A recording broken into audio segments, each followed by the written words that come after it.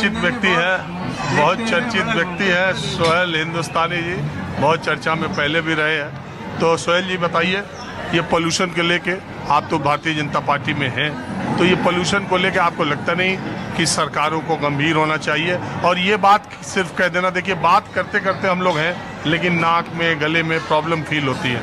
ये 11 साल से मोदी जी की सरकार है, रेखा गुप्ता, अब तो अगले साल से या उसके अगले साल से दिल्ली के लोगों को राहत जरूर मिलनी चाहिए। इस साल मान लिया, अभी पूरी साल रेखा जी की नहीं हुई, क्यों आप बताइए कि केवल ये भेजना उनके पर नहीं, कार्रवाई चालू है। 612 फैक्ट्रियों को चिन्हित किया गया है जो पोल्यूशन फैलाती हैं। और दूसरा क्या है कि पहले बसें चला करती थी डीजल की, पेट्रोल की, ईवी के ऊपर आ चुकी हैं बसें, और ये रखे ऑटो चलते थे डीजल वाले, पेट्रोल वाले। अब तो सीएनजी के 10 साल से अब सीएनजी के बाद भी ईवी पे आ गए। अब तो सीएनजी से भी छोड़ के सरकार ने बहुत 400 के आसपास बसें ली हैं, और बैटरी रिक्शा जगह जगह चल रहे हैं। उससे लोगों को रोजगार भी मिल रहा है, और मेट्रो भी जगह जगह डाली जा रही है। तो उससे क्या है कि गाड़ियाँ जो होती हैं, जो पोल्यूशन फैलाती हैं डीजल की, पेट्रोल की, और जो आसपास एनसीआर दिल्ली की प्रॉब्लम नहीं है। दिल्ली के आसपास के लोग भी दिल्ली में आते हैं, तो दिल्ली एक बहुत बड़ी राजधानी है, बड़ा मार्केट भी है, तो यहाँ लोग सामान लोडिंग अनलोडिंग करने, बड़ी बड़ी मंडियाँ भी हैं। तो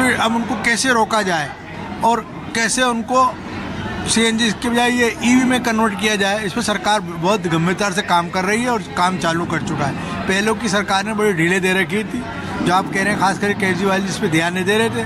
खाली वो मोदी जी से लड़ने में झगड़ने में काम है। जनता ने कड़ी से कड़ी मिला दी है।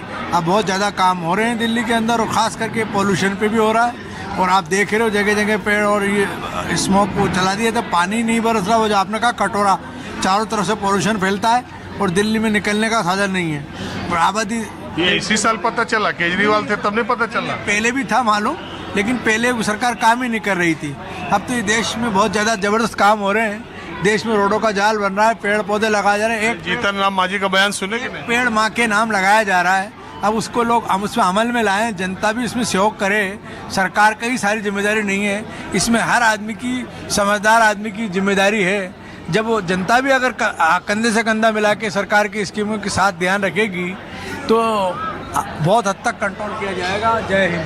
जय। आप बताएं, दिल्ली के वायु प्रदूषण पर लोगों के जो विचार हैं वो अलग अलग क्यों हो जाते हैं पार्टियों के लिहाज से? हर सरकार जो है उसको कटघरे में खड़ा करना चाहिए।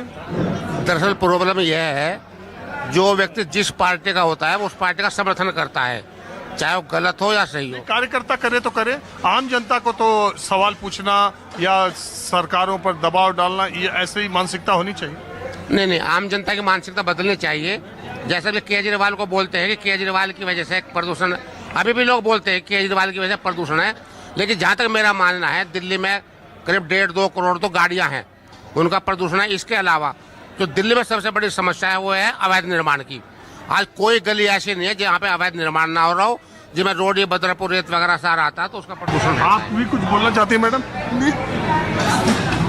हाँ, ज़्यादा से बोल नहीं पाएगा, ज़्यादा से बोल नहीं सकता है। हाँ। कहाँ से हैं आप? मणिपुर से आया है। मणिपुर के हालात ठीक है? ठीक नहीं है, ठीक नहीं चलता है अभी तक। किसी लोग ने सोचेगा, राजनीति लोग ने अभी क्या कहा, वो शांति रखने के लिए शांति है बोला है, शांति नहीं हुआ है अभी तक। पूरा हालात तो अभी शुरू हुआ था ना। पहला तोरबुंग से कुछ दिनों के पहला से तोरबुंग से बम ब्लास्ट किया है और बंदूक चला दिया है। सबको हालात शुरू होने के लिए सबको कर रहा है। चलिए ठीक है, आज माहौल क्या है, हमें बस इतना ही।